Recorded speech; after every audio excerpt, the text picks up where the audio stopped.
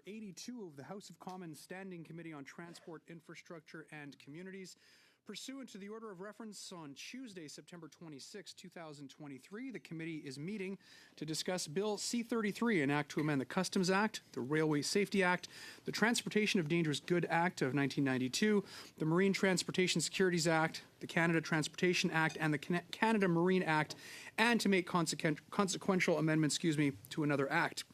Today's meeting is taking place in a hybrid format pursuant to the House Order of Thursday, June 23, 2022. Members are attending in person in the room and remotely using the Zoom application.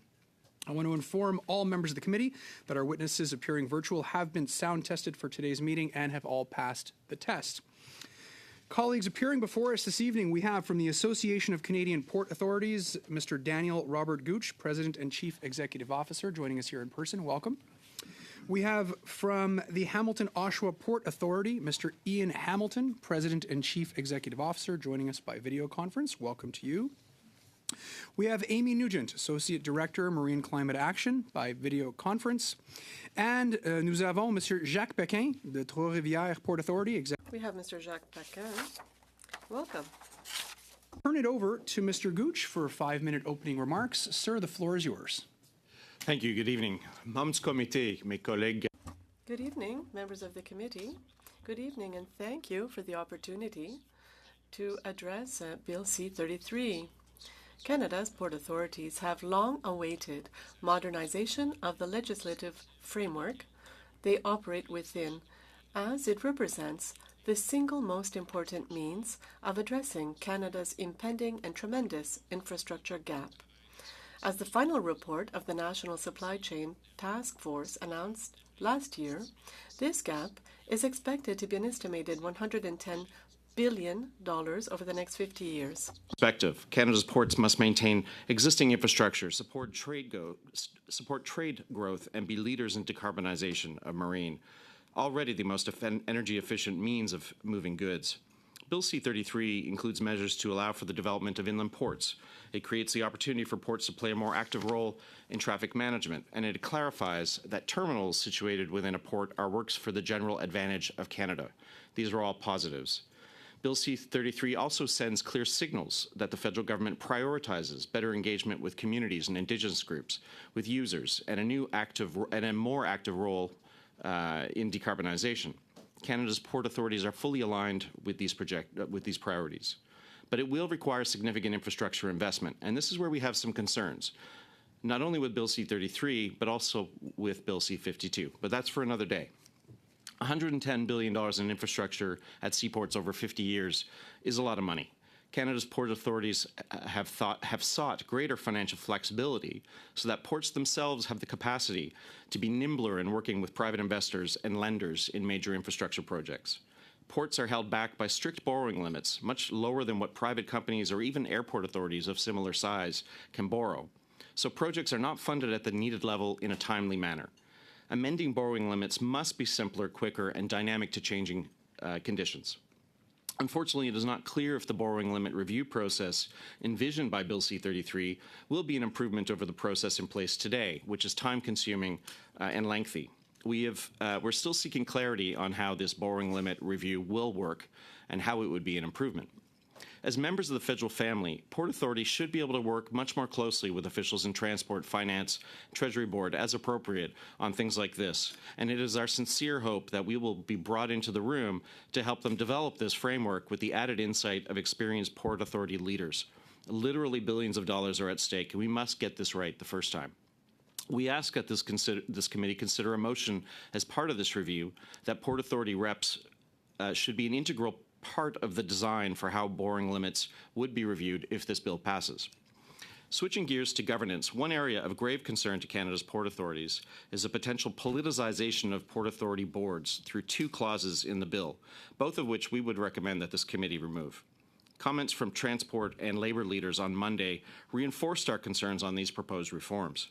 Section 104 of Bill C-33 changes the eligibility of port board directors to allow for active provincial or municipal employees to serve as directors. While the text does speak to barring those whose employment would result in a conflict of interest, we believe such a conflict would exist for virtually any active employment any active employee because of where their paychecks come from. While the risk could, in theory, be mitigated by strong guidelines on what constitutes a conflict, such guidelines would not have the force of law and could be changed or ignored by a future government. The only rationale that we've been given for this amendment is that it would open eligibility for more candidates. That has never been a problem for our port authorities. Their biggest governance issue is having the qualified, user-recommended director candidates that they put forward appointed in a timely manner. But our biggest concern with the ministerial designation of the Port Authority Board Chair in Section 105. We worked with the Institute on Governance to analyze the bill, and they found that this would be, quote, significantly disempowering to the board given the strategic role of the chair as interlocutor with the CEO and the government. It must be remembered that the federal government created the Canada Marine Act and Canada Port Authorities back in the late 1990s for very good reasons, to make ports nimbler, financially self-sufficient, and more responsive to user and community. These are worthy goals that the federal government at the time recognized it could not achieve when they were running the airports. Why would we want to undo that now? We understand from the Minister of Transport's office that the government is willing to make 2 changes to the bill that we had requested, softening the prescriptiveness of advisory committee languages so that it no longer requires 3 specific committees, and extending the deadline for quarterly reporting from 60 days to 90 days. We appreciate the Minister's willingness to make those changes, but we also recommend that Sections 104 and 105 of the bill be removed. They risk politicizing port authorities and undoing the gains government and ports achieved together since the Canada Marine Act was first put in place in 1998. Thank you very much. Thank you very much, Mr. Gooch. Next, we will go to the Hamilton-Oshawa Port Authority, and we'll turn the floor over to Mr. Hamilton. Mr. Hamilton, you have 5 minutes. Great. Thank you very much, and good evening to the members of the committee. I'm pleased to be here both as the president and CEO of the Hamilton-Oshawa Port Authority and the incoming chair of the Association of Canadian Port Authorities. And many of my messages will be reconfirming the information you just heard from Daniel. Canadian Port Authorities are unique entities within the federal family, known as government business enterprises. We're self-sustaining, for-profit, with a mandate to reinvest our earnings and to operate in the public interest by enabling industry and trade. On behalf of HOPA's team of 65 staff and on behalf of my colleagues across the country, we're very proud of the work that Canadian Port Authorities do and the positive impact we have on our communities, Canadian trade, and the economy. The Ports Modernization Review Bill was an effort to build on that success and to position ports for the future. We believe the policy intent was very well intentioned, with goals that included optimizing supply chain and assets, fostering collaboration between supply chain actors, and enhancing governance and financial management. And following the review, we have Bill C-33 before us, and it does contain some improvements. But in many ways, Bill C-33 doesn't quite deliver on the laudable original intent. First, the good things. Bill C-33 includes measures to allow for the development of inland ports. This is important, so many ports whose supply chains are multimodal can extend into the industrial zones. It also provides for ports to play a more active role in vessel traffic management. Our harbor masters are experts at managing the safety, security, and efficiency of harbor operations. These changes are very positive. But the bill does have some room for improvement. We understand from our interactions with Transport Canada, there was an intent to enable ports to collaborate more closely in order to develop streamlined and efficient supply chains. This will be especially valuable in the Great Lakes context, where ports serve in a highly integrated economic region. For example, HOPA is building an integrated port network on the Great Lakes. HOPA itself is only 4 years old with the amalgamation of Hamilton and Oshawa, but we're already seeing the importance of an integrated approach, as we can make smarter decisions about infrastructure investment within Southern Ontario.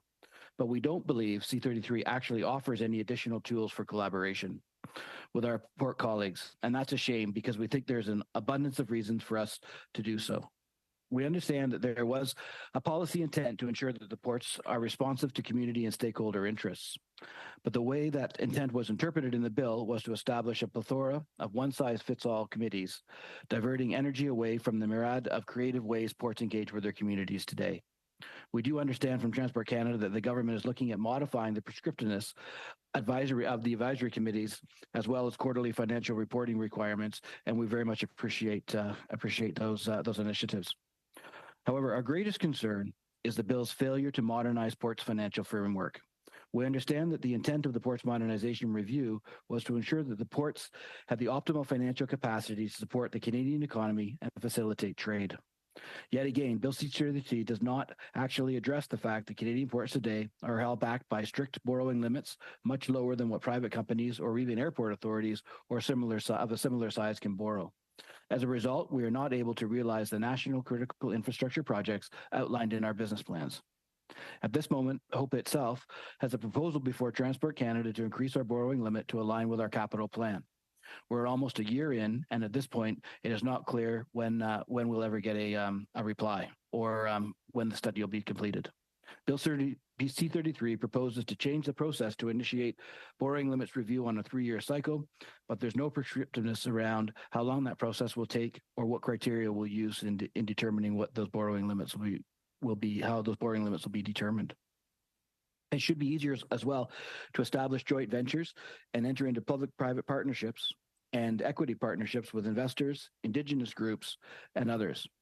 Echoing further on to Mr. Gooch's remarks, we disagree with the proposal in Section 105 to allow the Minister to designate an authority's board chair. We believe there is no benefit to the politicization of the chair selection process. Currently, the board chair is elected by the board members themselves, consistent with good governance practices.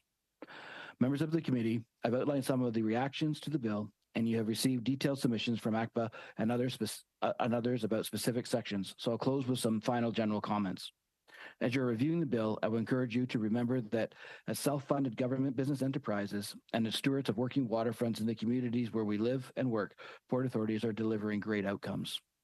I would ask you to consider for each of the bill's provisions, does this help port authorities do what they do best, facilitate trade and support Canadian industry while protecting the environment and the public good? Or are we attempting to micromanage these highly diverse, locally grounded organizations? If you want to help port authorities do more of what matters, I recommend focusing on the following. Financial flexibility, so port authorities can enter into new business relationships and make the necessary investments in national critical infrastructure. Enable a market-driven borrowing framework. Maintain our flexibility to operate with a business mindset and be responsive to our stakeholders. And please don't politicize our boards. These are the things that will enable port authorities to continue delivering great results for Canada and Canadians. Thank you. Thank you very much, Mr. Hamilton. Next, we'll turn it over to Ms. Nugent. Ms. Nugent, the floor is yours. You have 5 minutes for your opening remarks. Thank you. Good evening, members, and thanks for this opportunity. My name is Amy Nugent. I'm the Associate Director for Marine Climate Action with Oceans North. Oceans North is a Canadian charitable organization and world-leading ENGO that supports marine conservation and climate action in partnership with Indigenous communities and coastal communities. I want to focus my comments today on those sections of Bill C-33 that amend the Canada Marine Act. And we would urge members to pass Bill C-33 this year.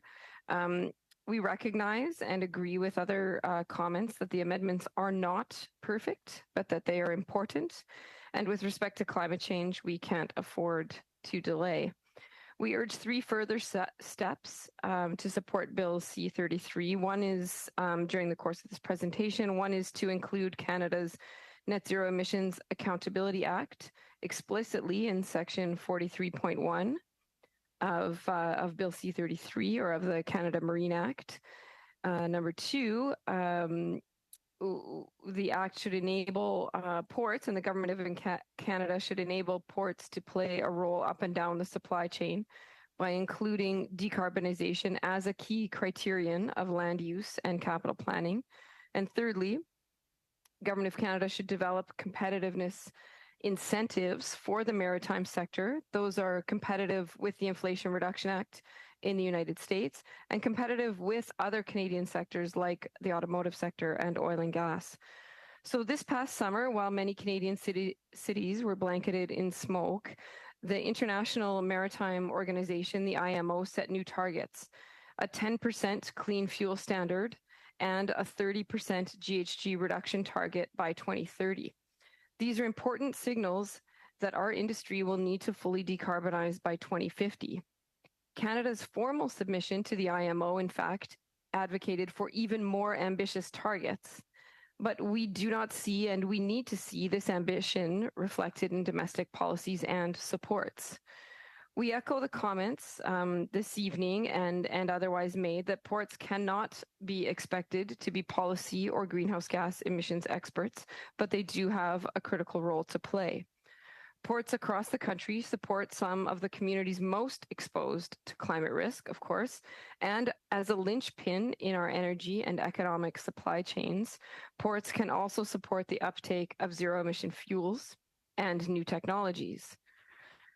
In the Green Shipping Corridors report that Oceans North completed with several partners, including the Vancouver Maritime Centre for Climate, we found that each port, and this is no news to people here, has a very distinct energy context and market demands. So it is not only worthwhile, but it is a requirement of a zero-emission future that we provide flexible pathways on how ports get there. In terms of Bill C-33's specific requirements for climate plans, both mitigation and adaptation, we are, as I have said, supportive.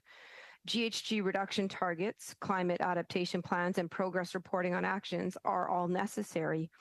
Under C-33, these are stronger than existing green marine voluntary measures, but it is impractical and unnecessary to ask each of Canada's 17 port authorities to establish unique GHG targets and complementary actions. Targets are already established under Canadian law. We need to use these targets. Transport Canada should create guidance materials and what it has committed to in terms of a marine climate action plan, and do so quickly. Ports can both be required and supported to comply. We also recommend that under Section 28(2) of the Act, a third section be added to enable ports to engage in energy planning. Our previous two speakers have talked about the role of ports in decarbonization.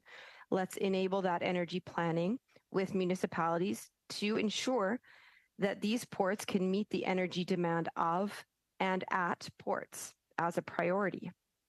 In terms of capital investment, we also, like we've heard tonight, heard from port authorities that access to capital is a barrier to decarbonizing. And we support increased financial flexibility as well as other borrowing measures that port authorities like Hamilton Oshawa have suggested here tonight.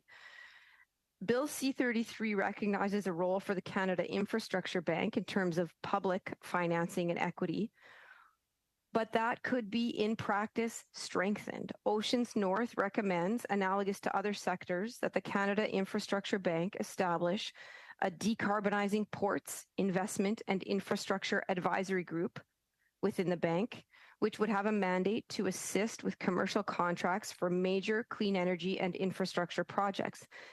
As you know, the Clean Infrastructure Bank also leverages private capital. Oceans North also recommends that the Government of Canada act aggressively. Ms. Nugent, my apologies for cutting you off. I am going to have to end it there just to ensure that we're able to get through all the line of questioning for this evening. But we will, I believe we have a copy of your opening remarks on record, and we'll make sure that they're provided to all members. Thank you. Thank you. Et finalement, pour ce soir, nous avons Monsieur Jacques. And we have Mr. Jacques Paquin. Mr. Paquin, I'm giving you the floor. You have 5 minutes. Mr. Paquin, you're on mute. Sorry about that. Thank you. Good evening, everyone, and thank you for giving me the opportunity to speak to you today on behalf of the Port of Trois-Rivières. The Port of Trois-Rivières specializes in solid and liquid bulk and general cargo. It is strategically located midway between Montreal and Quebec City on the St. Lawrence River. The port meets the needs of many key sectors of the Canadian economy, including the manufacturing, agri-food, mining, and energy industries. We were eager to learn about Bill C-33 when it was tabled. Although the 1998 Act made it possible to implement a solid network of CPAs, improvements needed to be made to address the new macroeconomic, social, and environmental realities in which CPAs now operate. We welcome the government's approach. However, we must respectfully draw your attention to the fact that the proposed overhaul does not respond to this new reality, nor does it provide the conditions that will enable the Port of Trois-Rivières to be better equipped to face the current challenges and those that lie ahead. On the contrary, Bill C-33 and its extension, Bill C-52, restrict the port's ability to fulfill the mission entrusted to it by the Maritime Act of Canada. These bills will increase the reporting burden, resulting in substantial costs, particularly for medium-sized ports. Bill C-33 imposes a consultation model, whereas each port must have the latitude to adopt consultation mechanisms according to its environment and organization. It introduces changes to the appointment of board members that will weaken port governance. The Canada Marine Act is based on a user pays principle, and the proposed legislation undermines our ability to apply this principle. The presentation of my colleagues speak volumes about the shortcomings of these proposals. I will focus on the importance of ports working more closely together. Although this is an objective clearly stated by the government, there are absolutely no measures in Bill C-33 to encourage closer cooperation. Yet, increasing Canada's competitiveness requires greater cooperation between ports, particularly for the St. Lawrence ports that depend on the river to reach overseas markets.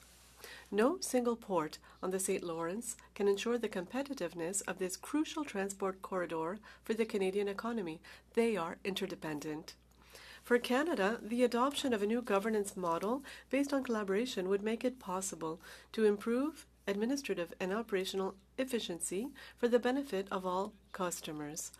Concerted strategic planning would enhance the port's network's offering, would optimize infrastructure, and broaden the range of services on offer, resulting in better positioning in both markets and markets of opportunity on supply chains. It would also make investment projects more attractive and less risky for lenders. This cooperation could even extend to the operation of infrastructure and joint business development. Such an approach is fully aligned with the federal concept of a trade corridor. The Government of Canada must create favorable conditions for such a rapprochement. Dear members, the Port of Trois-Rivières has been established in its community for 141 years, and its mission is to ensure that the objectives of the Canada Marine Act are met through sound management of the public infrastructure under its responsibility by promoting commercial activity and regional and national development. We do agree that this same act needs a major update. Unfortunately, we feel that the proposed changes do not provide the leverage we need to accomplish our mission in line with the new reality in which we are working. In creating the Canada Port Authorities, the government gave itself autonomous management structures to administer its strategic ports. They're expected to operate these facilities for the benefit of the Canadian economy while complying with the most stringent environmental standards while being financially self-sufficient. That's what the Board of Directors and Management of the Port of Trois-Rivières strives to achieve every day. The last thing we need is a framework that will hinder our efforts rather than support them. In closing, you should know that we share the government's objectives in modernizing the bill and remain open to working together to improve it. Thank you for your attention. Thank you, Mr. Paquet. Line of questioning with Mr. Strahl. Mr. Strahl, I'll turn the floor over to you. You have 6 minutes. Thank you very much, Mr. Chair, and thank you to the witnesses, many of whom are finding out about our late committee slot here, and it was good to see you all there participating late into the evening. We appreciate it. I think certainly my takeaway from the testimony that we heard so far this morning is that the government actually did a pretty poor job in consulting with the most affected individuals and organizations when they were developing this legislation. It was billed as a great panacea to supply chain problems, and that it was going to revolutionize the way that ports operated. And what we're hearing, and what we've heard from every witness so far, is that this misses the mark, and that in fact this will make things more difficult and more politicized instead of streamlining and making our ports more effective and efficient. So I want to start with Mr. Gooch. I was interested to hear both yourself and Mr. Hamilton indicate that the Minister of Transport and his office have already indicated to you during, he has yet to appear to talk to us, to talk to parliamentarians about Bill C-33. But we are hearing from witness testimony here today that they're already willing to make amendments to the bill, responding, I assume, to Port Authority concerns about the prescriptive nature of, I think you mentioned, can you go a little further into that, since this is the first I'm hearing about it, that the Minister of Transport and his officials, we had officials, they didn't make this known to our committee at the last meeting either. So could you further enlighten us on what these changes are that the Minister's office has indicated that they're willing to make? Because quite frankly, it's news to me and members of this committee. Well, hopefully I didn't get anybody in trouble. I actually think I did hear Serge Benjamin allude to one of the changes the other day. There were some issues that we had identified. We drafted a letter to Minister Alghabra back in the fall and followed up with a memo in June with some additional info. The advisory committees, the requirement that there be 3 specific advisory committees, we'd indicated. We're in agreement with the spirit of what you're trying to accomplish there, but in some communities, there may be one Indigenous group, for example. Does it make sense to have a committee of one person when maybe a blended committee might make sense in that community? So we understand, the intent is not to be the intent was never to be that prescriptive, and so there is a willingness to ensure that the language fits with the spirit of what was intended. The other one was on the quarterly financial reporting requirements. It was originally saying 60 days after the end of the quarter. We provided a timeline that showed how ports would have to go about publishing quarterly financial reports if they were to be made public, as this bill contemplates. And it just would be unrealistic within 60 days. And so there was a willingness expressed to put that at 90 days instead of 60 days. Okay, thank you. I note, obviously, there's 17 CPAs across the country. It appears to me that this legislation was designed with the Port of Vancouver in mind, for instance, large ports with perhaps a large amount of capital and resources and huge staffs. Can you talk about the feedback that you received from your member port authorities, and was there a concern that this was a one-size-fits-all approach as opposed to taking into account the individual characteristics and nature of the different port authorities, the different sizes, the different capacities? Certainly, that was one of the things we definitely heard from different ports in terms of, particularly the smaller ports, when it came to some of the reporting requirements. There is a concern there that is, a heavy burden. And I have to add on, official language requirements, which have also been tightened, add to everything, because all of the reporting that has to be done now will have to be done in both official languages, which can be time consuming and expensive. We do understand that, for example, the reporting requirements are meant to inform a streamlined borrowing process. That's what we've been told. We don't really understand exactly how that will work. And so that's why we want to understand that a bit better, to see if it might help in terms of the streamlined financial reporting. One thing we've said, for example, is a lot of data is already being reported by a lot of ports. We want to make sure that if something's already being provided, we're not having to do things twice. And so I think those are things we're really looking to be able to work out with transport behind closed doors in a collaborative session when we actually get to design how the borrowing process will work, the financial reporting requirements, et cetera. You mentioned, I thought it was interesting regarding Section 105, that the report you had done said that this would be the minister appointing the chair would be significantly disempowering to the board.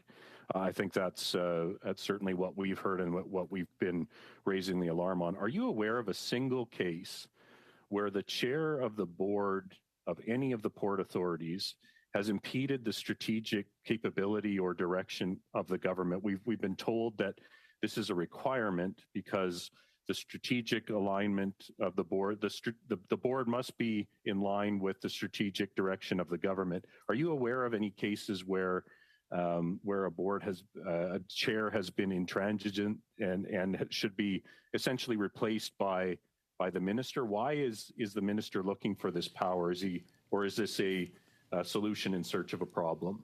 Unfortunately, Mr. Strahl, we will have to wait for a response in the next round that you or one of your colleagues has. Prochainement, next, I'll turn the floor over to Mr. Iachonneau. Mr. Iachonneau, à vous la parole. Vous avez 6 minutes.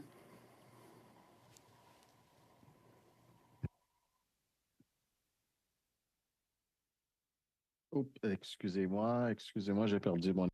Sorry, I lost my screen. Good evening. Hello, Mr. Chair. My question is for Mr. Gooch. From a point of view of optimization of the supply chain, do you think that the measures of this legislation encourage more or will lead to more efficiency?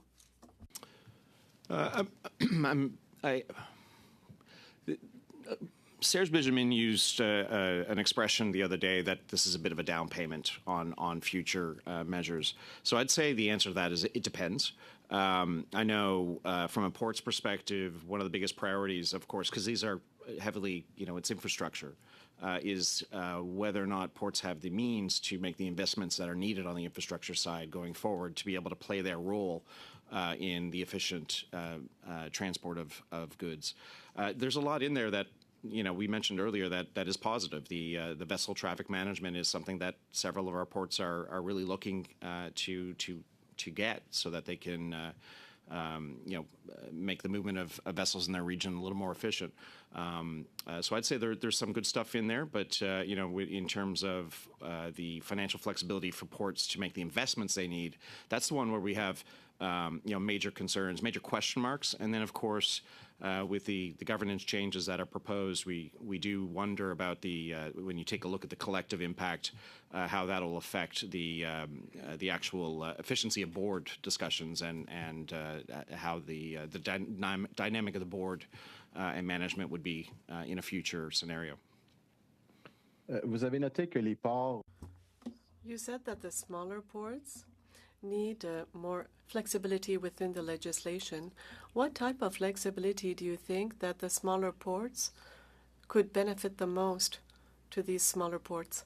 I think the concern for the smaller ports really was in the heavy reporting that's associated with the bill, and big question mark on whether this is going to be a lot of new work that's required, or if it's a repackaging of material that's already being provided. One of our larger ports actually said they'd have to hire a couple of full-time people, that this was going to cause them a couple of $100,000 a year.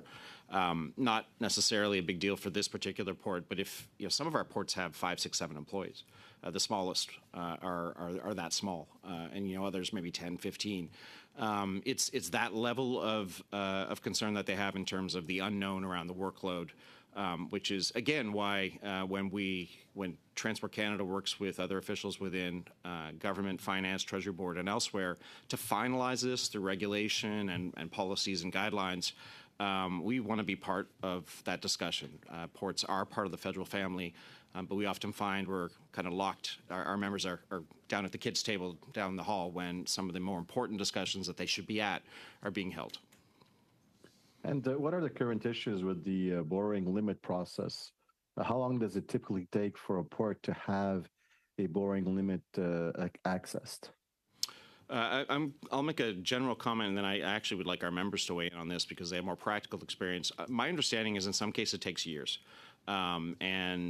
It's a process that's informed by an accounting firm that is doing an analysis of what the borrowing limit should be. And yet it still goes through Transport Canada. It's a very cumbersome approach. The case is looked at in terms of revenues that are existing and not necessarily revenues that might be provided by the project. So it's quite a cumbersome process the way it works now.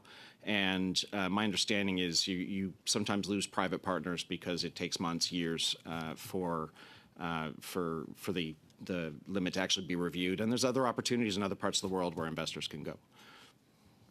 And we heard in the past the importance of labor representation at ports.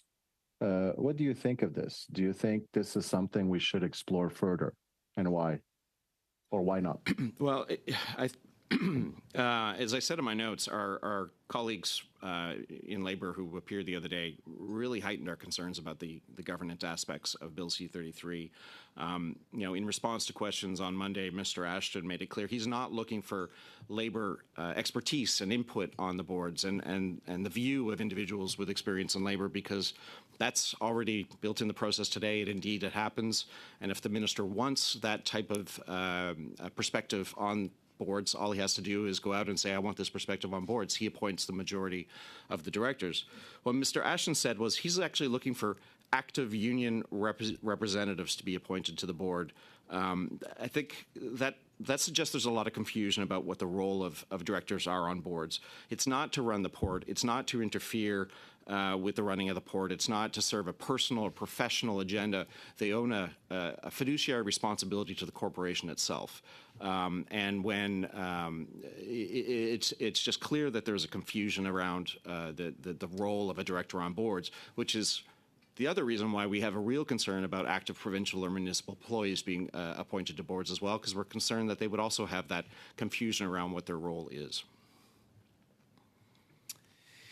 Merci beaucoup, Merci. Monsieur Iacono. Thank you, Mr. Iacono. Monsieur Barcelot-Duval, you have 6 minutes.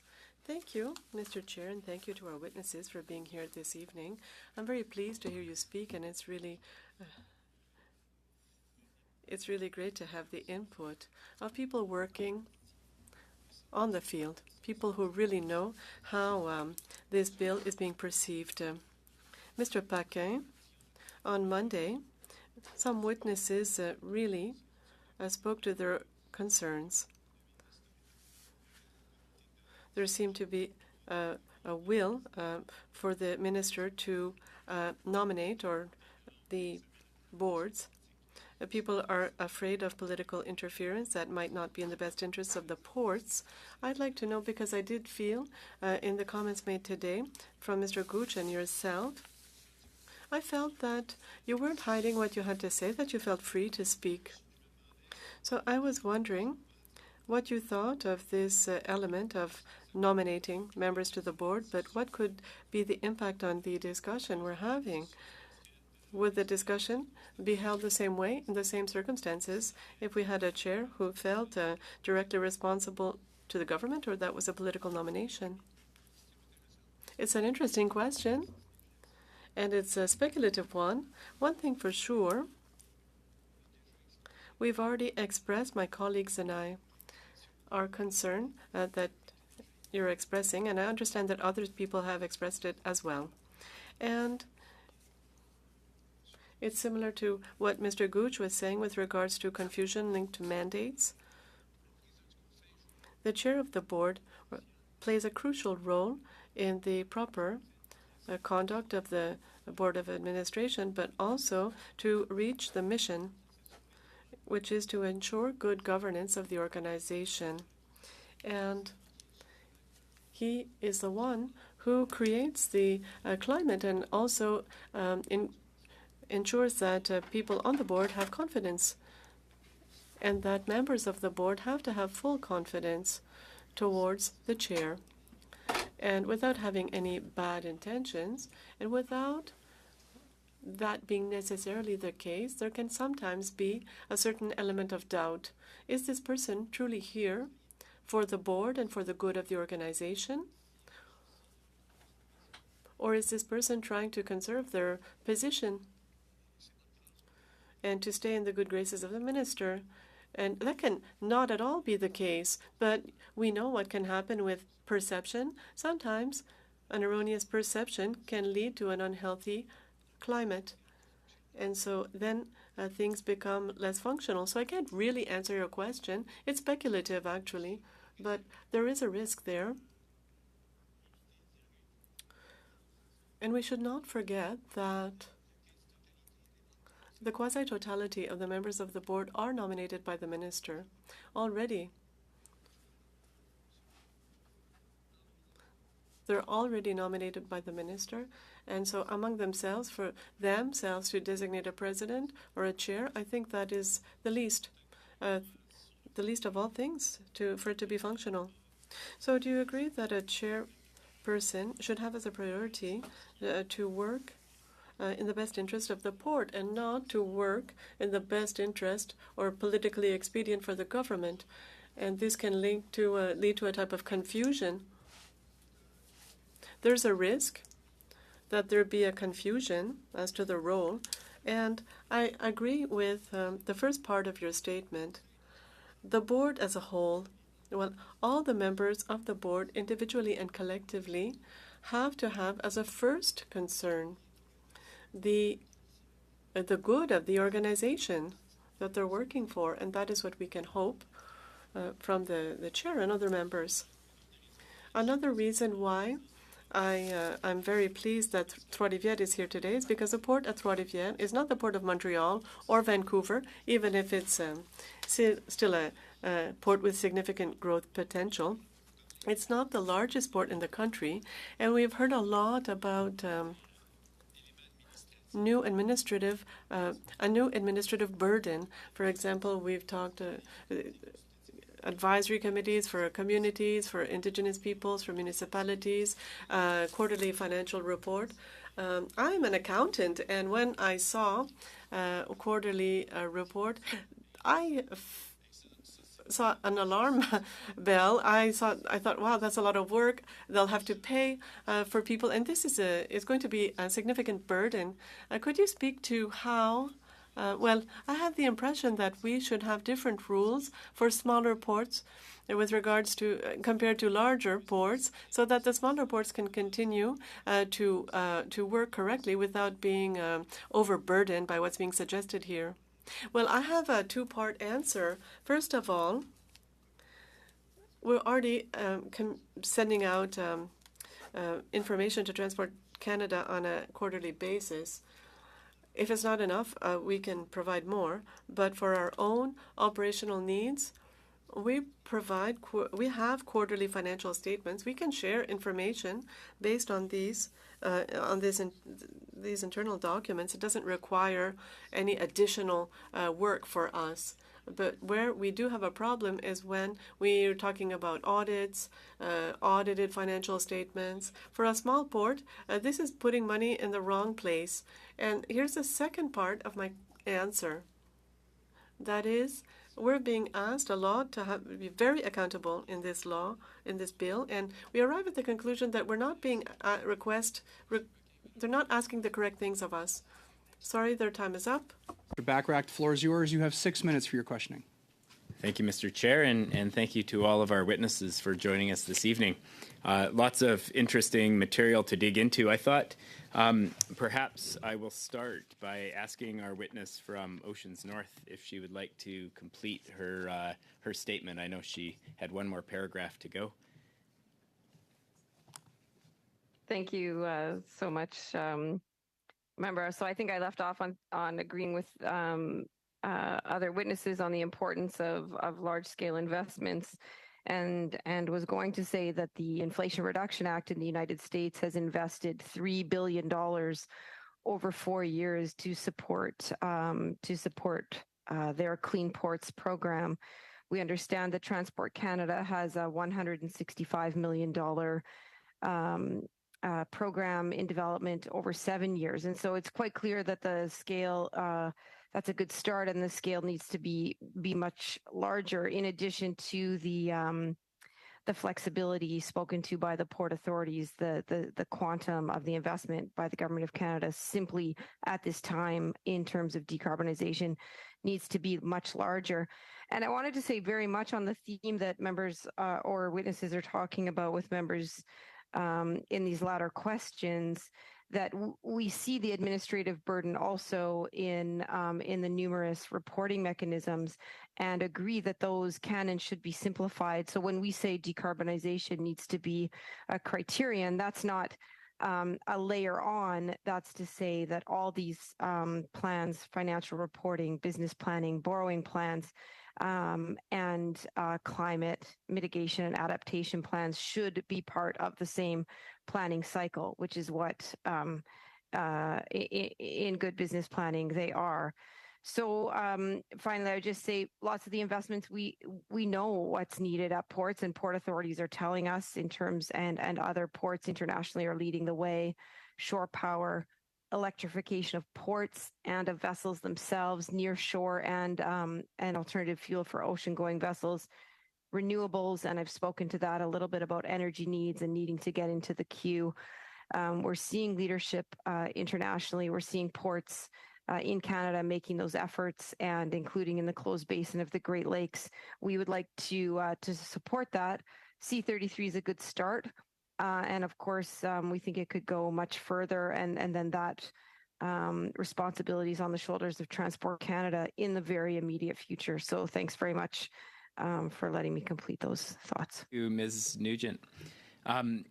Following that, I'm interested in your observation that Bill C-33 should include explicit reference to the Net Zero Emissions Accountability Act and the targets and milestone years contained within. One of the interesting things thinking about ports is that the Net Zero Emissions Accountability Act, I believe, relies on the 2005 base year as a way of defining targets. And I wonder if you could just provide your thoughts on both how targets should be set for port authorities and what order of magnitude reductions we should look for from port authorities over the the planning duration of the Net Zero Emissions Accountability Act. Well, what C-33 proposes now is that that port authorities individually go away and develop GHG targets. That doesn't make a lot of sense when every other economic sector, or certainly the vast majority of economic and industrial sectors in Canada, are subject to the act that you reference in terms of Canada's Net Zero Emissions Accountability Act. So. That act requires 40 to 45% reductions by 2030 of all industrial sectors, and yet we're asking ports to go away and think about and develop within a year their own GHG targets. It doesn't make sense, and so we would, both in terms of the capacity, and I think someone referenced that, maybe Mr. Gooch, in terms of the role of consultancies. Let's use the targets that are backed by science, that are backed by a need to hold warming to below 1.5 degrees Celsius, and then embed those targets for ports, albeit not easy, albeit a need for very significant energy and infrastructure supports to get there. Thank you very much, Ms. Nugent.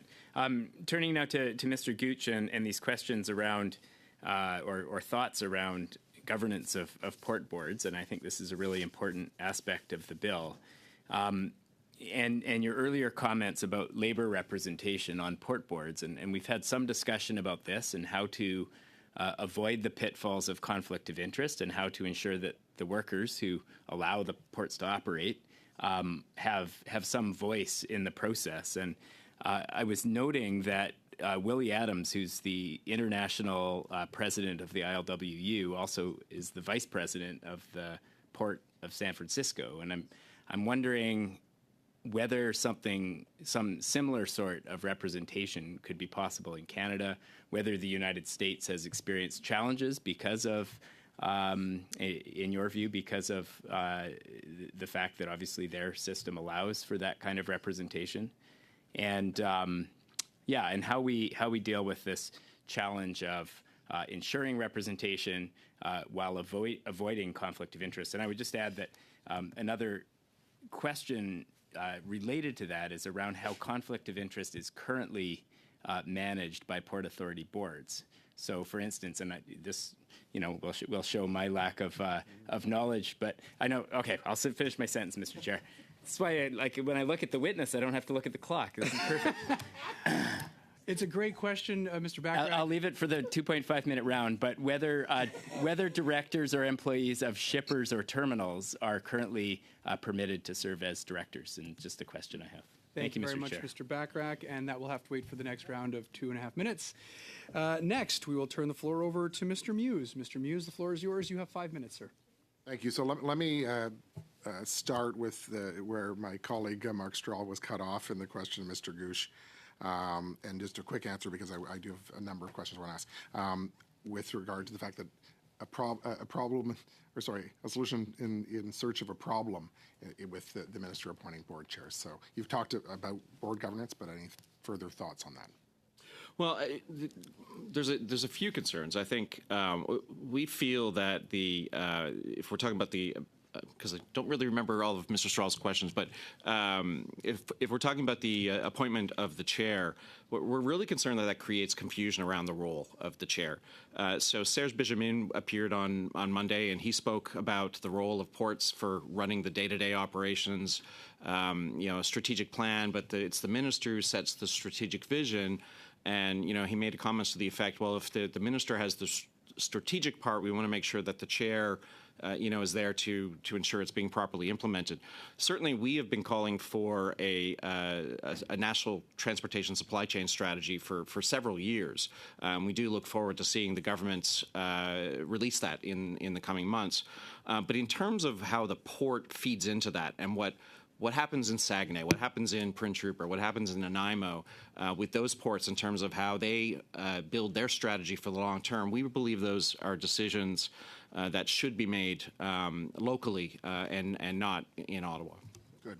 Thank you. Yeah, so certainly a muddied answer from the Transport Canada officials, and the intent is unclear.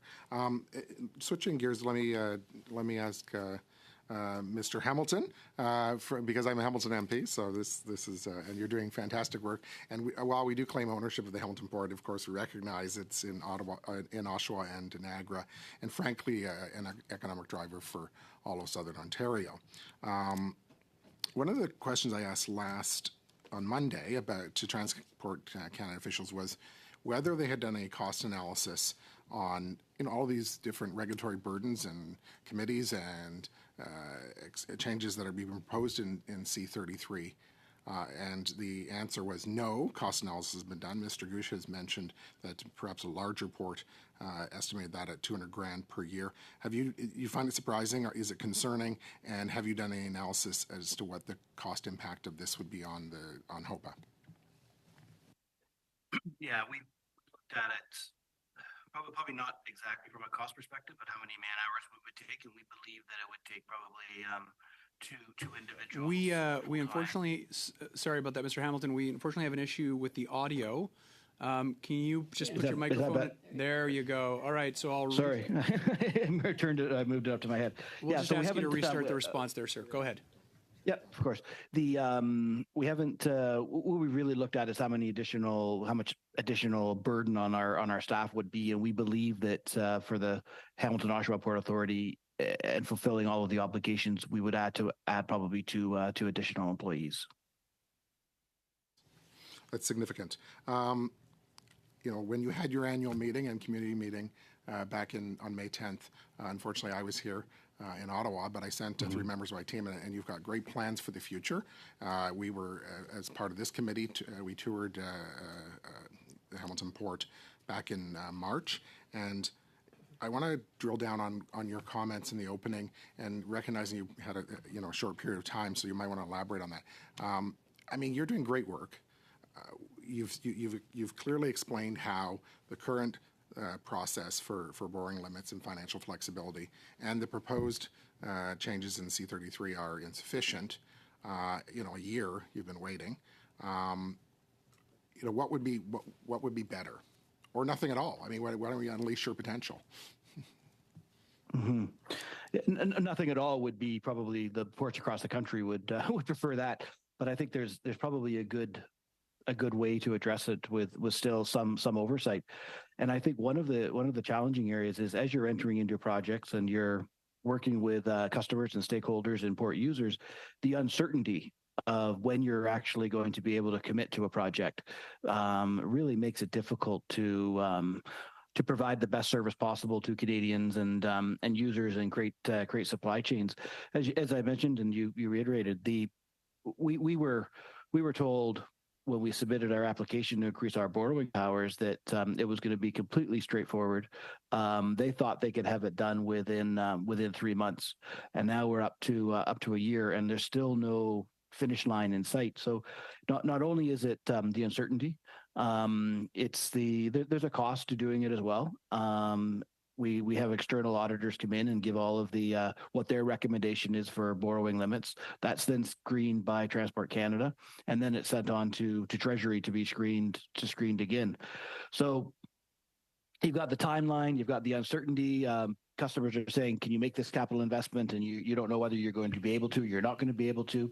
The other thing that... I'm sorry, Mr. Hamilton, the 5 minutes is up for that line of questioning, but I'm sure Mr. Muse will continue along those lines in a subsequent round. We'll now turn it over to Ms. Murray. Ms. Murray, the floor is yours. You have 5 minutes for your line of questioning. Okay, thank you very much. So I do understand the perspective of the ports being critical economic engines, but many of them are also located right in the middle of a richly populated urban area. And so from my perspective, we can do a better job through the advisory committee structure that's being set up, and potentially through the chair that would be a liaison in a way, making sure that the community's needs are being met as well as the port's needs. So one question I have is, where are there ports? I mean, Cape Town, for example, big economy around tourism and tourism facilities. Marseille, I understand, very positive in terms of engagement. Have the port executives, yourself, Mr. Gooch, and others looked at models where that respect for the community's interests being included are successfully incorporated without compromising the economy of the port activities? Well, I'd say my impression in meeting with our ports is this is top of mind for our ports in Canada today. I did a tour of the Port of Montreal when I first came on into the organization, and the work that they have done to protect the neighboring residential areas from the port activities, that kind of work is being done around the country. Thank you. I'm sorry to be rude here, but I recognize that I have a primary area, which is environment, and I need to get to that. So I'm glad to hear that there is some of that happening. I can tell in Metro Vancouver, lots of conflicts and disgruntlement that the port seems to trump the community's environmental or other priorities, and I think we can do better. With respect to the environment, I do get that seamless supply chain, reliable supply chain in ports can lower environmental impact. But Ms. Nugent, I heard you really focus in on climate and reduction, and that is of critical importance. But from my perspective, it's also important to think of the conservation issues around ports and the vessels that ports are the key hub for. And so are there thoughts that you have around what could be the port's role, not just in greening its own operations, but being a driver of more environmentally responsible shipping, in noise management that can affect the marine ecosystems, as well as pollution and the dumping issues that on the coast of British Columbia are a real concern to people. Yeah, thank you. And the Port of Vancouver is as many of you know, is the busiest port in Canada. And of course, we don't have, there are about 3 that are, or 4 that are of the scale of those ports. But people have their eyes on development of traffic going into future ports. And you're right, in as much as ports are a linchpin up and down the supply chain. So there's an opportunity to send a virtuous signal right at the port if you leverage the opportunity that ports provide to bunker zero emission fuels, that's both for ocean-going vessels as well as for domestic shipping traffic. Then, first of all, there is that immediate emissions reduction in terms of shipping. And if you look globally at the proportion of shipping GHGs, it's about 3%, which doesn't seem like a lot, but it still would be about the 6th largest country in terms of proportion of emissions. So you can do that right at ports, and that's why we're talking about a mandate to look at alternative energy supply and get shipping in the queue for that energy supply, so that there is a chance to send that virtuous signal. You talk about noise, and you could electrify vessels. There's technology available today, especially for near shore vessels and activity, where you can electrify vessels. We see some partnerships with First Nations leading the way on electric vessels. Oceans North has a partnership with Member 2 First Nation on a electric lobster vessel. We see Haisla Nation that just put an electric tugboat equivalent to 70 Tesla batteries on the water over the summer. You can do this now. That reduces noise and air pollutants for those communities, and of course for the sea mammals and sea life. Thank you very much, Ms. Nugent, and thank you, Ms. Murray. Next, prochainement, nous avons Monsieur Barcelou-Duval. Mr. Barcelou-Duval, 2.5 minutes. Thank you. Mr. Paquin, earlier, you had mentioned that already you provide quarterly financial statements internally, and you share this information with the government. Could you explain to us, from your point of view, well, I'm trying to understand what would be the value added for the government to have these audited financial statements on a quarterly basis, and what's the difference between an internal statement and an audited statement in terms of cost and resources required to provide them?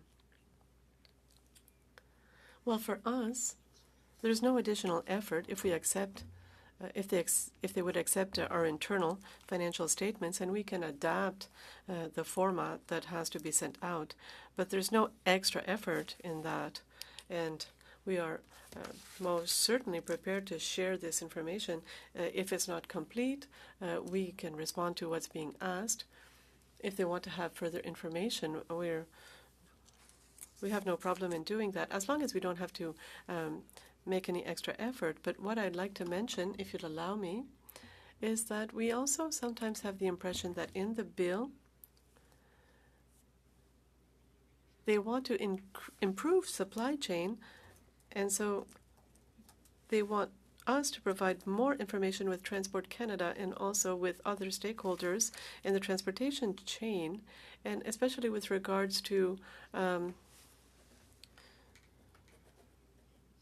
merchandise transportation, to try to make this more lean, to try to make it more high performance. There's an immediate environmental gain when you improve the fluidity of the supply chain, and this leads to a better understanding of the data linked to this fluidity. We've worked with Transport Canada on 2 projects, one on rail transport, another on road transport, to understand and reconstruct supply chains and to have complete information, and also to try to optimize further. In this sense, this is where we think that we should go further with Transport Canada. Thank you. Mr. Bachrach, you have 2.5 minutes. Thank you, Mr. Chair. I've asked my questions. I'll summarize them briefly. One is how the Americans deal with conflict of interest when it comes to union representation on port boards. And secondly, how conflict of interest is managed more generally on Canadian port board authority boards. Well, certainly, I've been in this role for just under 2 years. I'm not super familiar with the U.S. system or how it's structured, or what the role of a board there is relative to the operation of the port, and whether that's the same as in Canada. We'd have to dig a little further on that. In terms of the Port Authority boards here in Canada, I believe you asked earlier if an active employee of a company that's at the port would be able to be on the board, and the answer is absolutely not. because that individual has a fiduciary responsibility to the board that they're on and not the individual or corporation that nominated them. And so that would be a pure conflict of interest that just would not be generally approved. And so it's individuals, they may have had that job, but that was 10 years ago or 5 years ago. They're retired, and now they are no longer beholden to the employer where they acquired that experience. Okay.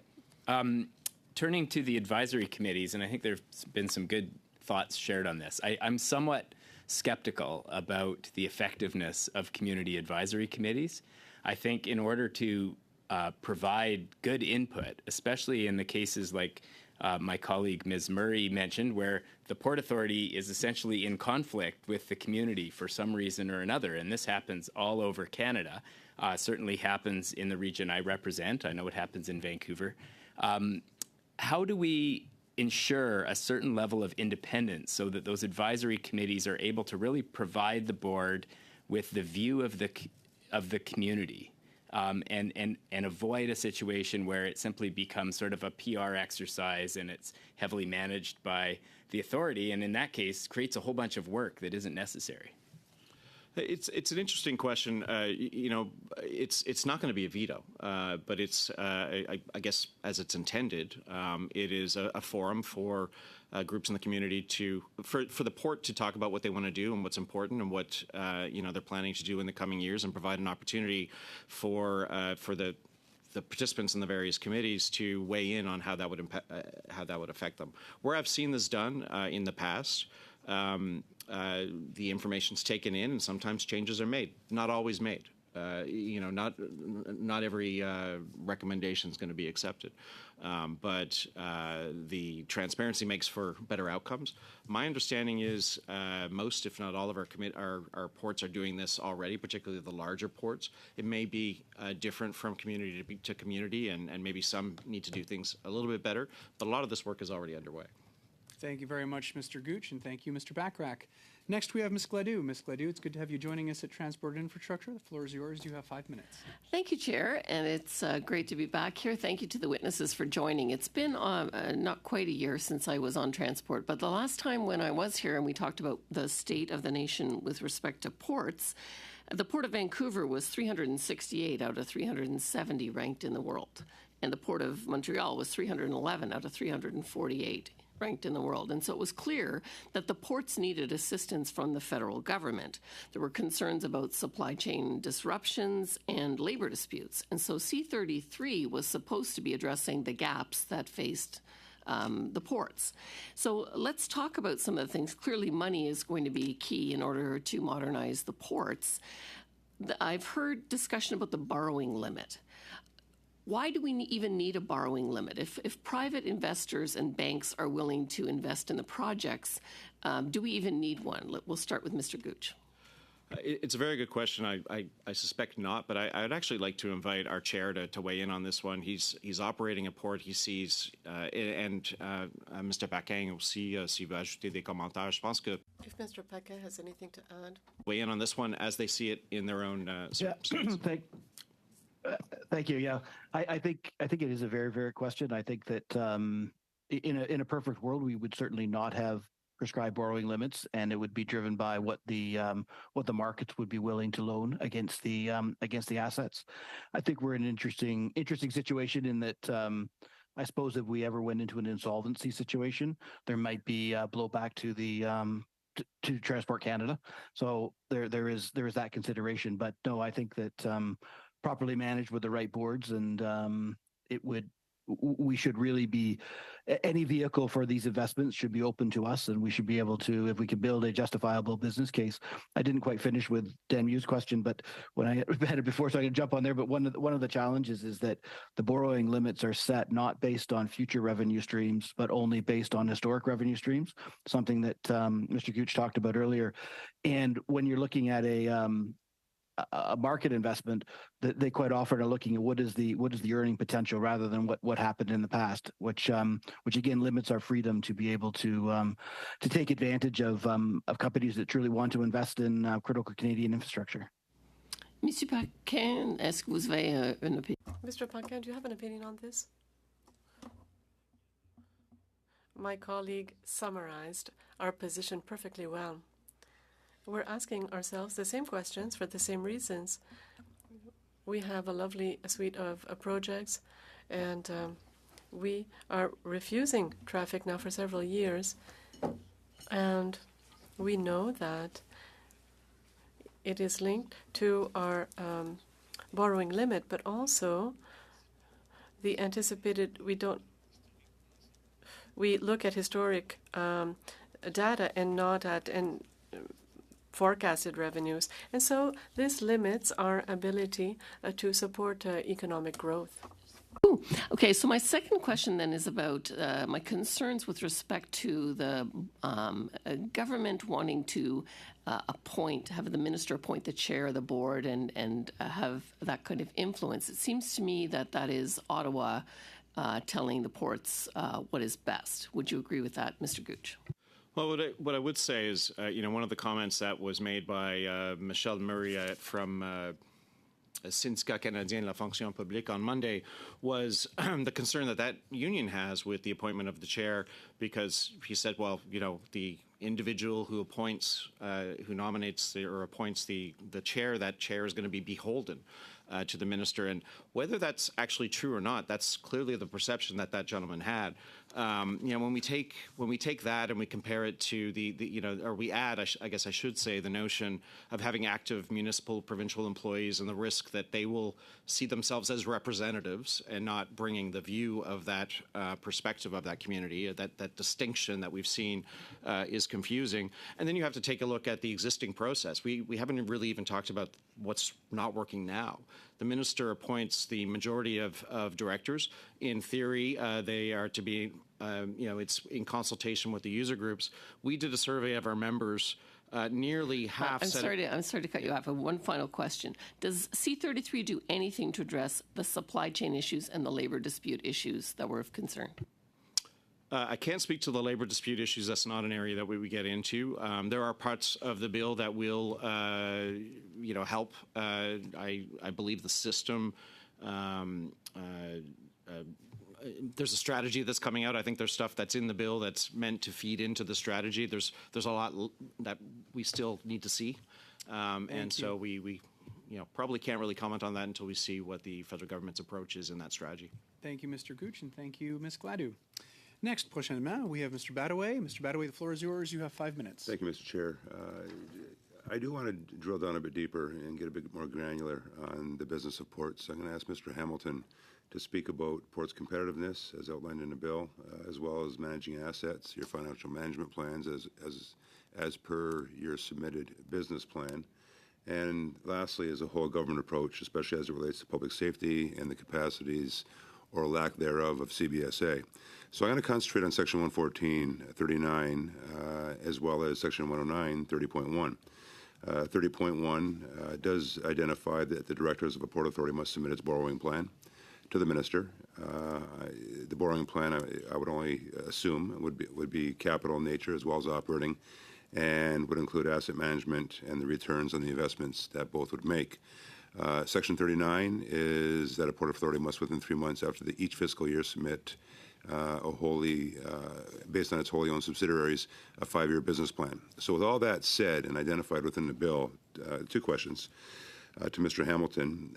As part of the business plan that you submit, there is this financial plan, somewhat of a secondary plan that's going to add the capacities to support that business plan, infrastructure capacities, capital needs, future investments to satisfy those future, the future direction that the port might take or will take, and as well the existing, which is an asset management plan that would support the existing infrastructure. Do you feel, Mr. Hamilton, that modernizing the port's financial flexibility, as outlined earlier, will be an enabler for the ports to reach the capacities contained within your business plan, but more importantly, that it would actually give you the ability to put a proper financial plan to satisfy what you're actually identifying within your business plan? Yeah. So we thanks. By the way, we certainly believe that the exercise is worthwhile in putting together the financial plans. What I think that and in most cases we get positive feedback on what those financial plans look like and how we want to allocate capital in the future. But where I think the limitation comes in is that the financial plan is submitted, but then there's no response to that financial plan to say, okay, how can we enable you in terms of having the right capital to execute on that plan, and that's where our biggest challenge comes. The concern we had, and I think actually based on the Transport Canada comments, we believe that they did hear our concerns on that issue, and they spoke that they were going to build more financial flexibility and into the bill. And where our biggest concern is that flexibility wasn't actually built into the bill.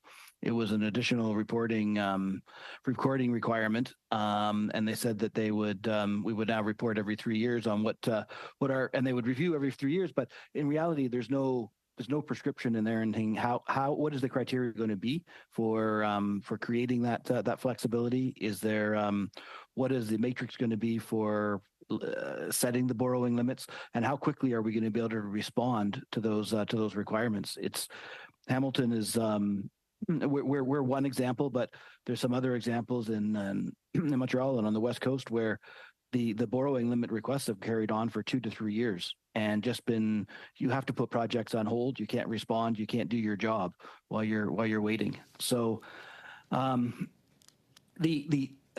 really think that what we would love to see is that as was suggested, that we can go into the market to and if people are willing to and companies are willing to make investments to support future projects, that we're allowed to take advantage of that. Today we can't, and that's limiting our ability to really service Canadians.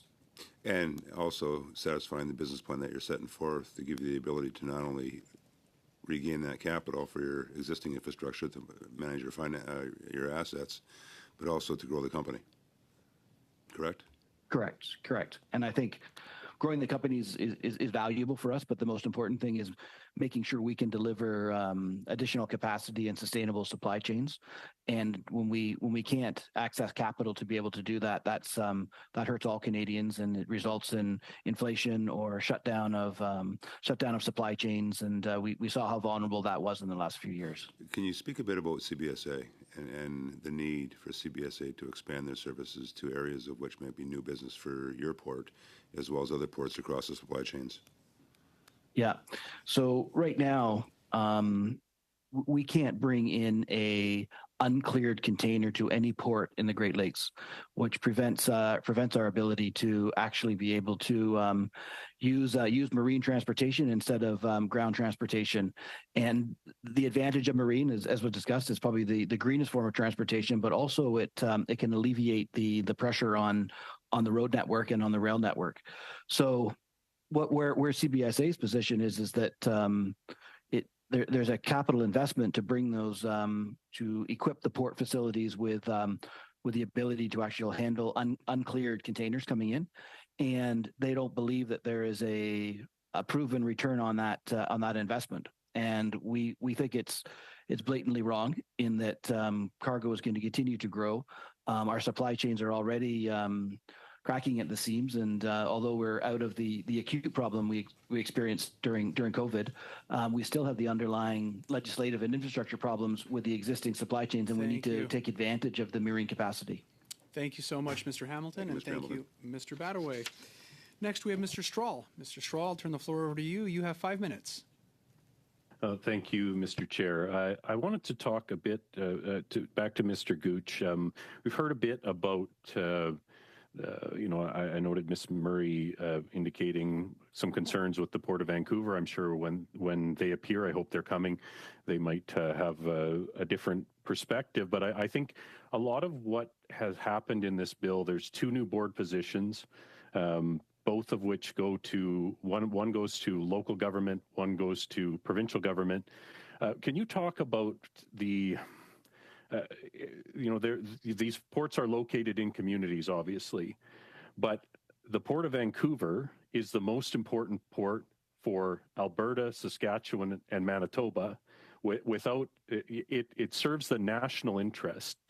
Can you talk about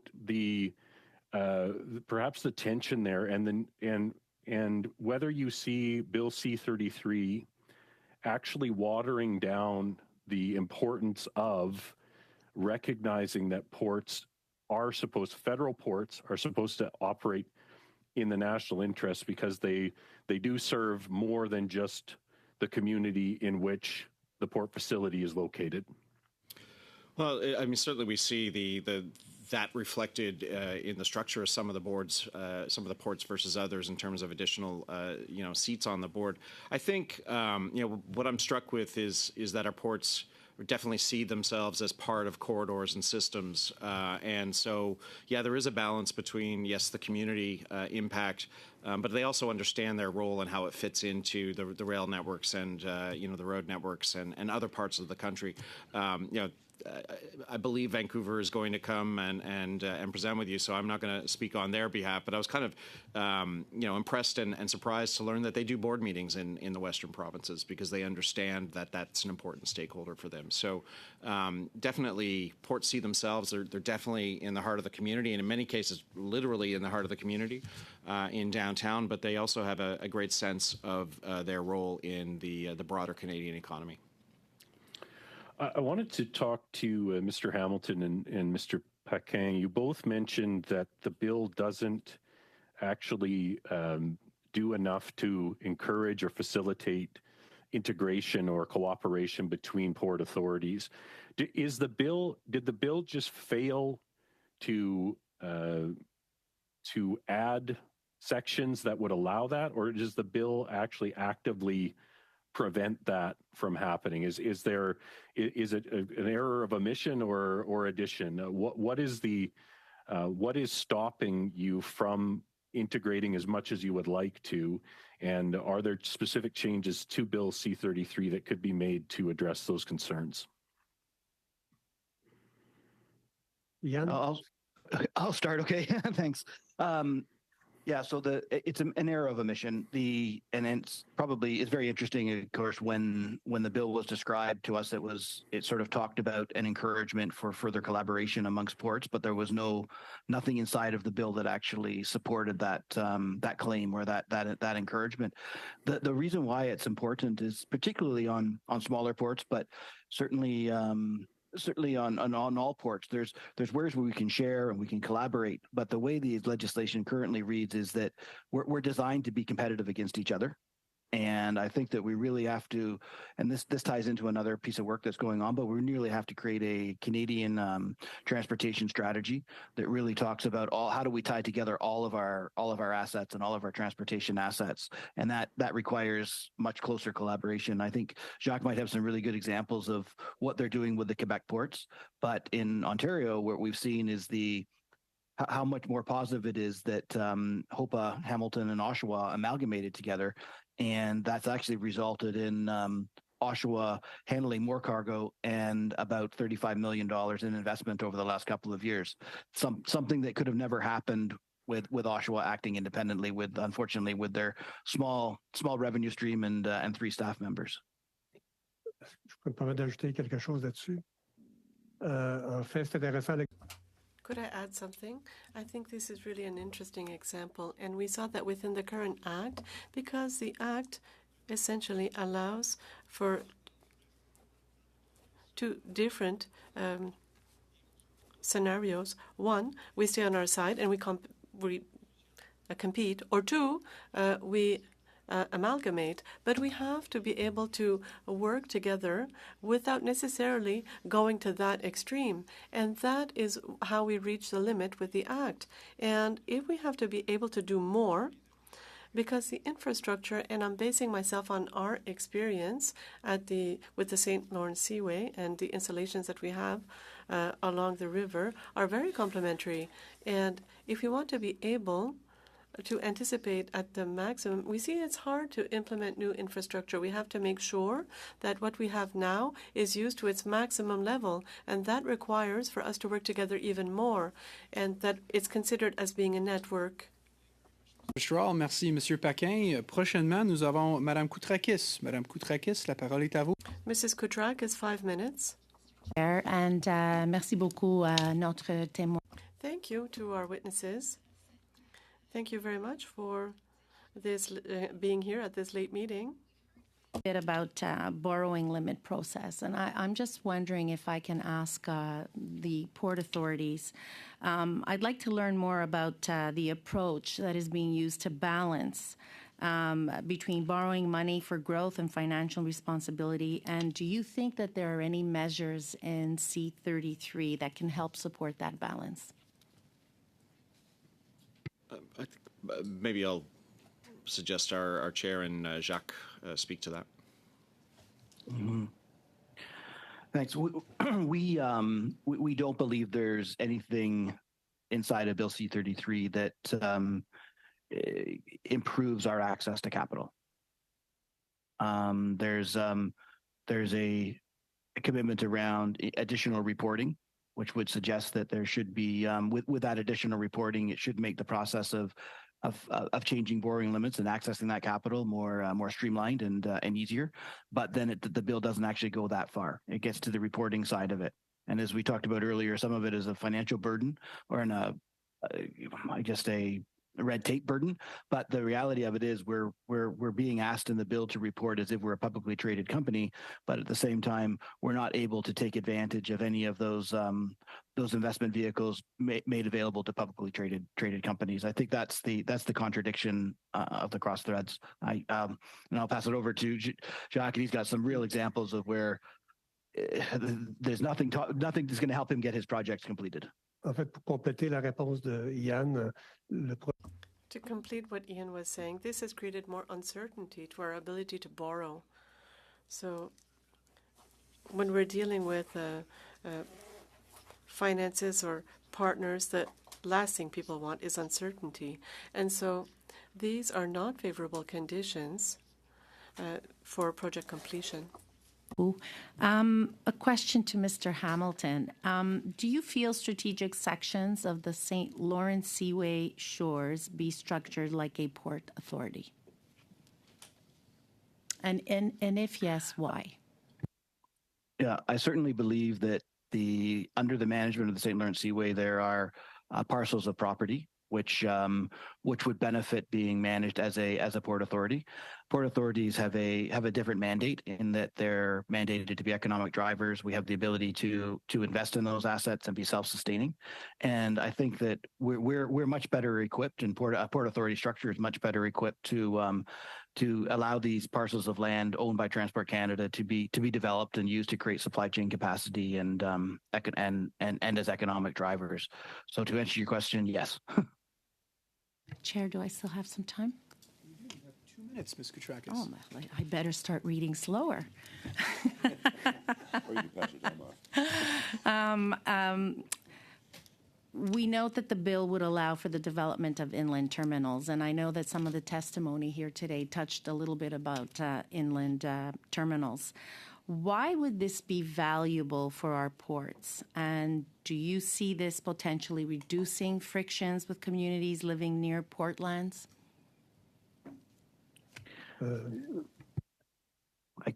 I'll jump on it. I'll do quickly, but I think the inland terminal idea, which we really do applaud and support, what it does is it allows ports to grow their capacity. And as Canada grows, we need to increase that capacity. And quite often ports become surrounded by residential and commercial developments. And so by being able to hold cargo and facilitate trade at inland destinations, I think that's the driver. It's going to build more capacity in supply chains. je peux me permettre aussi d'ajouter 2 commentaires. I have 2 things to add. First of all, most of the ports in Trois-Rivières, we're an urban port. We are between the river and the city, so this limits our capacity for growth. So it's very limited. We try to do it, but it's very difficult. So to be able to go further is crucial. And we're already doing it. We didn't know that it was not possible according to the Act, but it was authorized by Transport Canada. We already have a sector of 1.5 kilometers of the port that we've been operating with a lot of success. So it shows that it's possible to create ways to ensure the growth of activities and of traffic to support the businesses. Thank you, Mrs. Koutrakis. Thank you, Mr. Paquin. Next, Mr. Barcelo Duval 2.5 minutes. Thank you, Mr. Chair. And so I'm going to speak to Mrs. Nugent. Sorry if I'm not pronouncing your name correctly, Mrs. Nugent.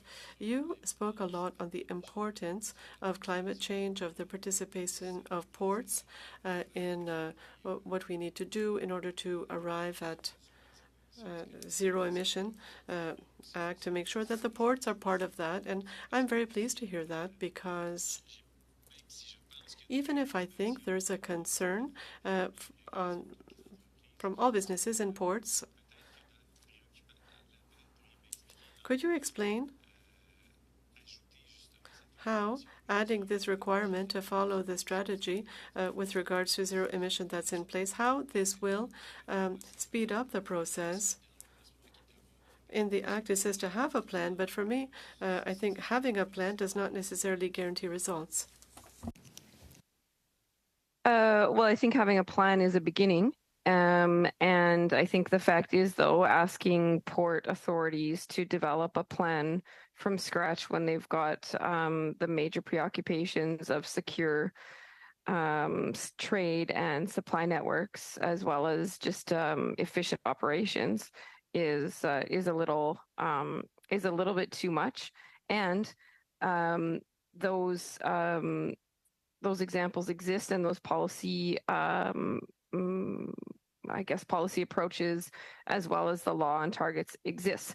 So let's move beyond the development and go immediately to the targets that exist under law,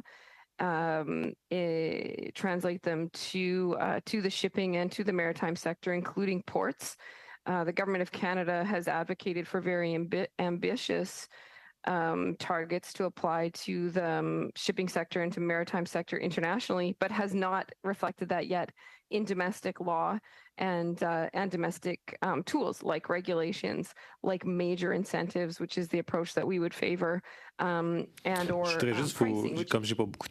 I don't have a lot of time, so I'd like to come back to one thing. You said it would be interesting to go further. So yes, what's in the bill, but to force the application of zero emission for port to arrive at that objective, but also for all of the marine industry, how to get there for the entire industry and not just ports. If you're able to do that, Ms. Nugent.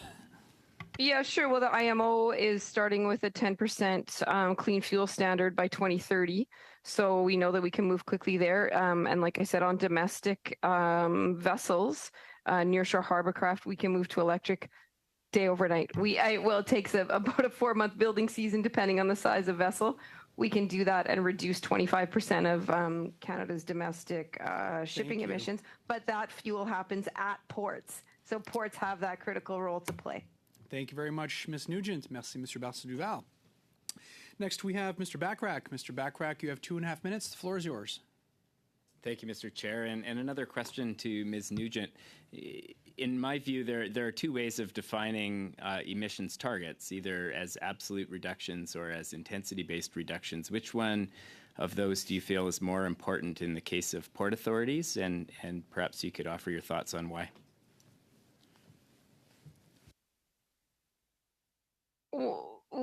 I mean, in a sense, I don't want to actually dwell on intensity-based targets and absolute emissions targets. I mean, arguably, intensity, reducing GHG intensity is just a way to get to absolute reductions. The fact of the matter is we have to hold global warming to below 1.5 degrees Celsius in order to do that.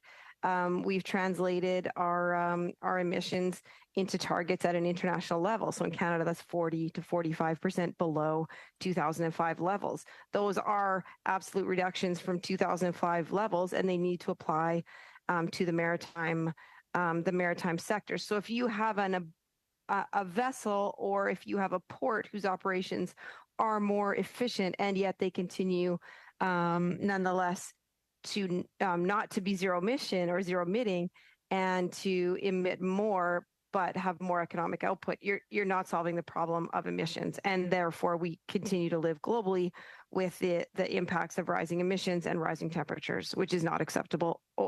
We can't live with it. maybe to put that a little bit differently, Ms. Nugent, there are companies out there who claim to have reduced emissions because they've become more efficient, but at the same time, their increases in output have outstripped that efficiency, resulting in an overall increase in emissions. So I guess the question is, when it comes to defining the targets, should it be tons of reduction per unit of output, or should it be tons of reduction, period? It has to be tons of reduction, period. So it's absolute reductions. And like I was saying, intensity can be one step on the way, but you've got to go to absolute. We've got to get to zero emission. And there are technologies out there that major companies, the port of Antwerp Bruges, for example, is a multi-fuel bunkering facility with zero emitting fuel. So it can be done, and we need to get there. Thank you very much, Ms. Nugent, and thank you, Mr. Bachrach. Next, we have Ms. Gladue once again. The floor is yours. You have 5 minutes. Thank you, Chair. One of the other challenges facing ports and their infrastructure was the fact that the international import-export is growing. And so there's a need to grow the smaller ports because the larger ones are not going to be able to handle the growth capacity. And so places like Sarnia-Lambton, which is my riding, has a port. We have now an oversized load corridor to import and export large fabricated vessels, et cetera, and have capacity to grow. Is there anything in C-33 that you feel would hurt or help the growth of smaller ports?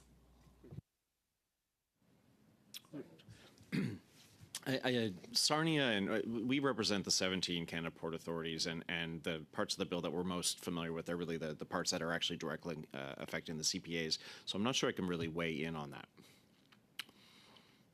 And Mr. Paquin, do you have any thoughts, knowing that your port is smaller but growing? Yeah. Merci. Thank you. In the bill, there is nothing that can support us in our efforts to ensure growth.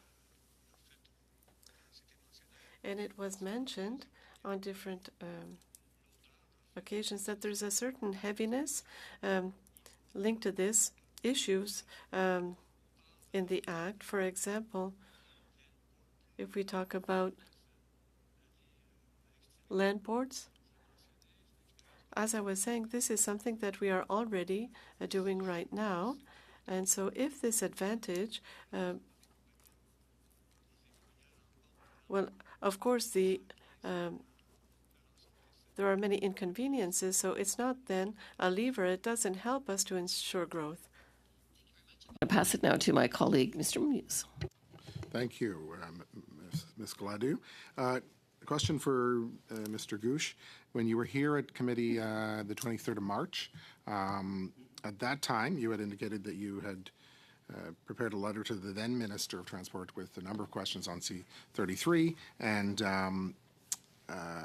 you were awaiting answers. It was 3 or 4 months prior you had sent the letter. And at that time, and you've articulated some lingering questions, obviously, today, and that you've had still some outstanding questions as recent as a month ago.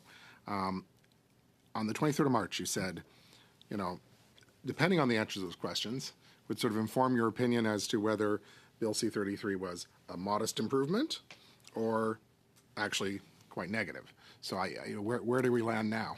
Where are things at? Thank you. It's a great question, and I do remember that. I would say everything I will say is prefaced by we have real concerns with the governance. So that has to change. I mean, those recommendations that we made, are hinging on this. I don't know that we can still say that we can yet say that it will be an improvement. I think my sense is that maybe we were looking for answers to questions that have not yet been answered by government themselves, which is why we've kind of moved to, if this still has to be designed in terms of how the borrowing process will work, we need to be in the room while that's happening, and our CFOs and our CEOs and those who do this professionally on a day-to-day basis, because we don't, and I don't know that necessarily the officials at Transport Canada we've been dealing with do either. It needs to be designed together.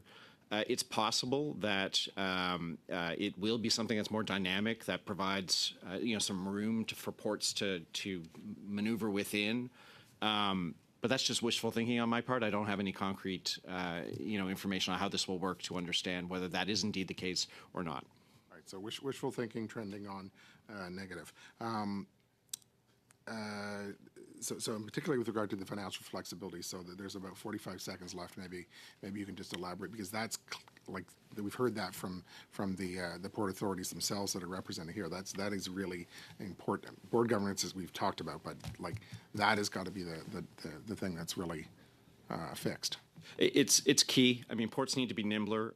Financial flexibility is not just borrowing limits as well. We haven't really talked about this, but the activities that ports can engage in, and this actually, Ms. Gladue, speaks to your small port. There are impediments on what CPAs can do, and so one of the ways to be flexible is, perhaps you need there's an office building you can build, but you can generate revenue if you develop the property above that and use that somewhere else, in the facility. Airport authorities have the ability to do that and to leverage the assets to do other things. I know some of our ports have been interested in doing things like that, and they run up against limits on their activities. I don't know if my colleagues in Trois-Rivières or Hamilton may want to speak to that. Unfortunately, we have no time left for that round of questioning, but perhaps they can submit a response to that electronically to our clerk, and we'll share it with the analysts. And bringing us home this evening, we have Mr. Rogers. Mr. Rogers, I'll turn the floor over to you. You have 5 minutes, sir. Thank you, Chair. First of all, let me say welcome to the witnesses this evening. It's great to hear from people like you with your experience, expertise, and knowledge that can hopefully inform us as a committee to make some great recommendations that will lead to a better and more efficient supply chain system for the country. We heard from many witnesses during previous sessions about supply chain issues, and there were many different perspectives on why we were experiencing problem with supply chain. Some of the people suggested that, we need to have better data, do more digitization, invest in technology, and so on. So I'll probably start with Mr. Gooch. So how do you see data sharing helping ports become more efficient and more effective from the perspective of data collection, digitization, and so on? Well, this is a new area for me, but from what I've seen, there are provisions in our bill, and it seems like the government of Canada has intention to put in data sharing provisions into different parts of the supply chain. It's all about visibility, understanding what's coming, what's going, and making all the parts flow more efficiently, more effectively together. So I think from what I've seen, from what I've heard, from what we know, positive developments to see the government of Canada moving on that in terms of the flow of goods. Also for CBSA, so they understand what's coming. I think if we can do it properly, obviously governance of the data and ensuring that confidentiality and commercial sensitivity are all protected, that this can be a positive development. Thank you. And I'll ask the port authorities if they would want to chime in on that particular issue. Est-ce que me permettre commentaire? Would you allow me a comment? Yes, we need to share information further to understand the full supply chain. A lot of work has been done with regards to containers because the standardization of containers encourages the sharing of information. But we have to remind ourselves that containers represent 20% of the products that are shipped. 80% is other types of products, and there's a lot of work that remains to be done in order to build a database and information systems, and the collaboration between different stakeholders is necessary to rebuild supply chains. And so this is a direction that we have to take, and at Trois-Rivières, we're already trying to deal with this. And I appreciate that, and I agree. And Mr. Hamilton, would you want to comment from your perspective? Yeah, and kind of going to the root of your question, the supply chain vulnerability is really around capacity, and we certainly believe that the right transparency around data will help us to build capacity and re-engineer supply chains. One of the areas we partnered with McMaster University to look at was the volume of truck traffic between the Midwest of the United States and Southern Ontario, and how much of that could be converted to marine, which has both a very positive sustainability story in terms of reducing greenhouse gas emissions, but also the reduction in actually truck traffic and road traffic, creating more capacity on our highways. And it's really there's no good way of collecting data in Canada and transparency around data, and it has to be looked at holistically with all the modes rather than just in the silos, which quite often it is done today.